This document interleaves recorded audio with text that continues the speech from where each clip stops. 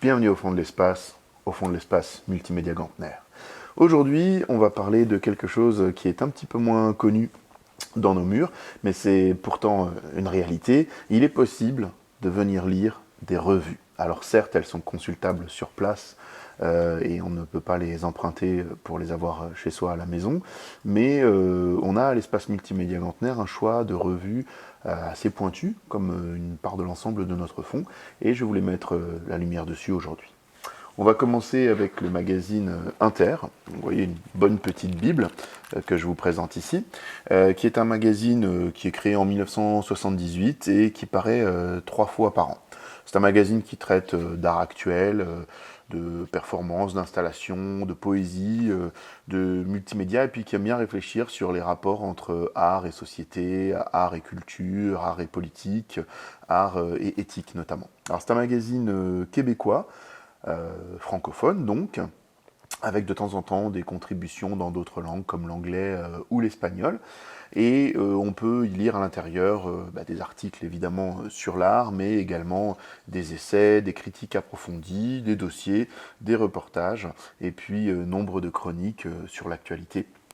Et c'est justement un magazine très intéressant parce que peu connu et distribué en France. Donc c'est votre occasion de pouvoir le découvrir.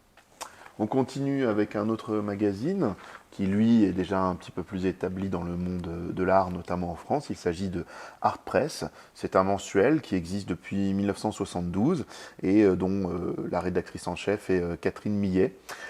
C'est un journal qui est assez important dans le monde de l'art contemporain actuel, notamment en France, puisque nombre d'artistes ont vu leur cote promue grâce à ce magazine qui est Art Press. C'est également un journal d'opinion qui met en avant pas mal de questions sur la société. J'en recommande chaudement la lecture.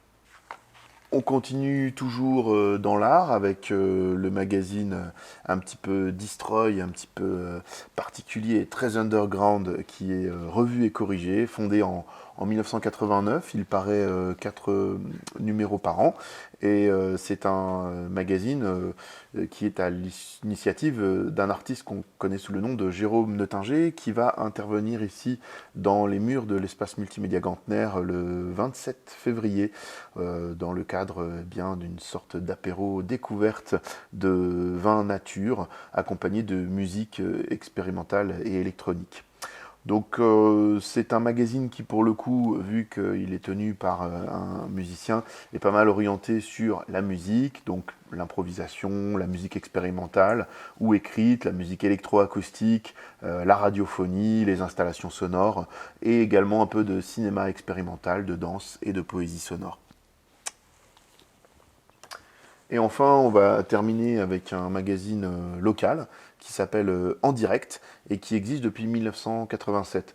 C'est un bimestriel et le thème explique un petit peu son contenu puisqu'il s'agit d'un journal de la recherche et du transfert de l'arc jurassien.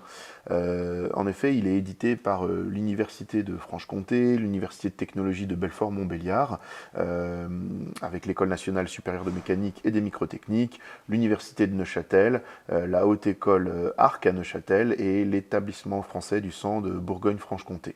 Donc c'est un magazine intéressant parce qu'il présente au monde socio-économique local et national l'actualité de la recherche, les projets, les innovations développées dans les structures partenaires du journal que je viens de citer. Donc un magazine local extrêmement pointu et fort intéressant.